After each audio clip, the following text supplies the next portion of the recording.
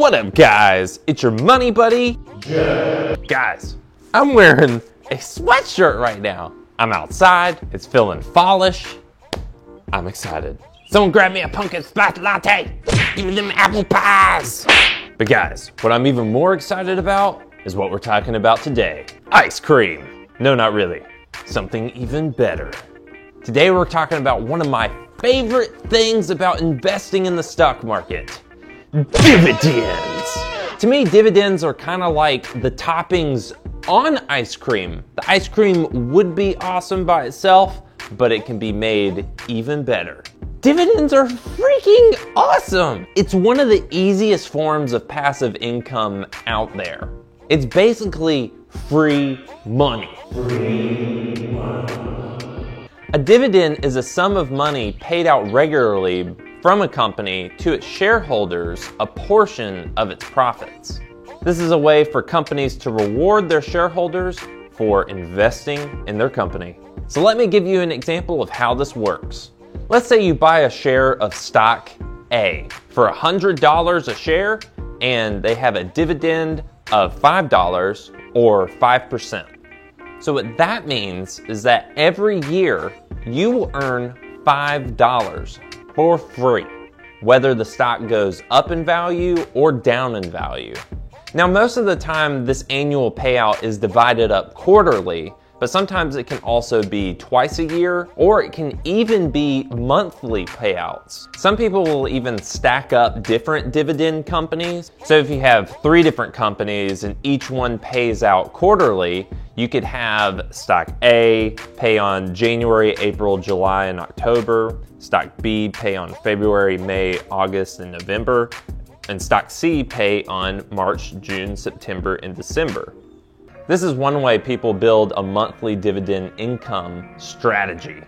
Retirees absolutely love dividends for their source of income, but it's not just for them, it's for investors of all ages. So like I've said in the past, I think for most investors, I think investing into an index fund tracking the S&P 500 is one of the best ways to make a great return on your money over the long term.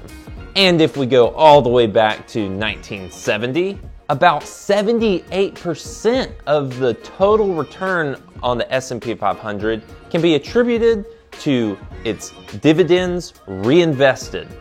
And that's thanks to the 8th wonder of the world, compound interest. It's kind of like a snowball rolling down a hill. Your stocks buy more shares, which buys more shares, which buys more shares, which buys more shares, which buys a Tesla Cybertruck one day. There are also a ton of really great companies out there that raise their dividends over time too. For example, Johnson & Johnson has raised their dividend for over 50 years.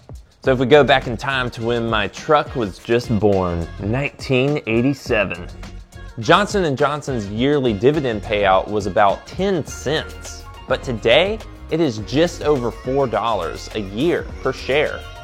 And on top of that, the value of the stock itself has gone up. Companies who have raised their dividends over 50 years, like Johnson & Johnson, are classified as dividend kings. Royalty. Some other dividend kings out there include companies like Coca-Cola, 3M, Colgate, Palmolive, Lowe's, and even Target. Now you'll see dividend yields range from low decimal points all the way up to past 12% sometimes. And some of you out there might just think, oh, well, I'll just choose the dividend company that pays 12%, of course. Some people get way too obsessed with some of these high dividend yields. You need to be careful because for most stocks, anything yielding above 4% needs to be carefully researched because anything above 4% can be very unsustainable. If any of these companies go through any sort of economic struggles, they might not be able to pay out their dividend to their shareholders and end up just cutting their dividend altogether. In fact, there are many companies that actually cut or put on pause their dividends this year. Daggum virus! However, there are some exceptions. There are some stock sectors out there that actually were created to pay out more dividends. Like for example, real estate investment trusts, or REITs, generally pay out dividends well above 4% sometimes. That's because they're required to pay out a high amount of their earnings in the form of dividends to their shareholders. And they still have room for growth potential.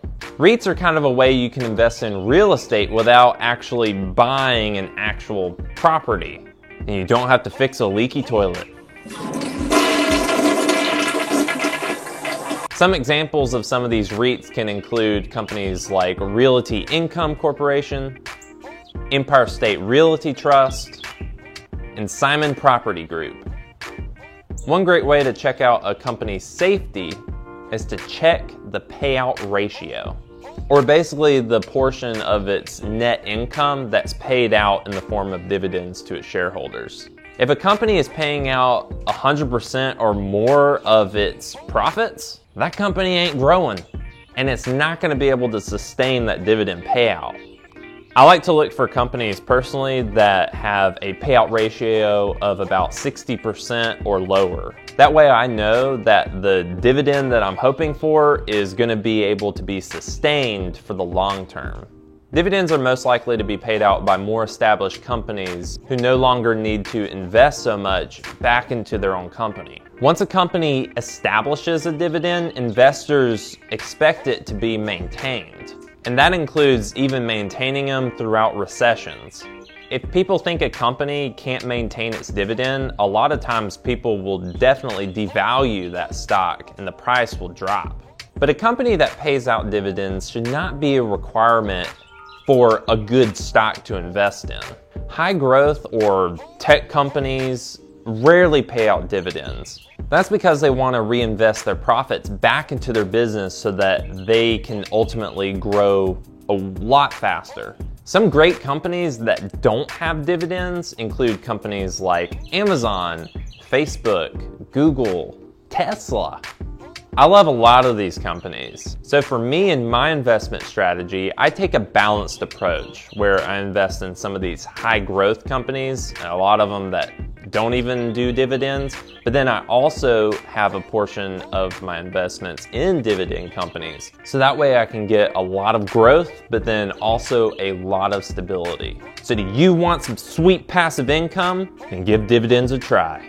There are a ton of great YouTube videos and articles, and I'll link some down below that can help you get started in investing in dividends. And also, if you're having a hard time picking some dividend stocks to invest in, they also even have ETFs for dividends. It's like you got your own little basket full of some of the best dividend companies. Some of my favorites include Invesco's S&P 500 High Dividend Low Volatility ETF, or SPHD, which I own. You got Schwab US Dividend Equity ETF, or SCHD. And you got the Vanguard Dividend Appreciation ETF, or VIG. Guys, I hope this was a great introduction for dividends for you, and we'll definitely have more videos in the future expanding on this topic. And if you want to get started on your investing journey, I have links in the description below to Robinhood and Webull.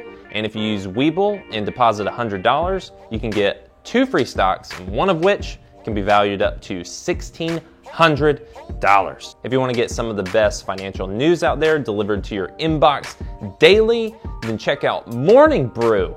I look at it every day. It only takes about 5 minutes, and I feel up to date in the financial world.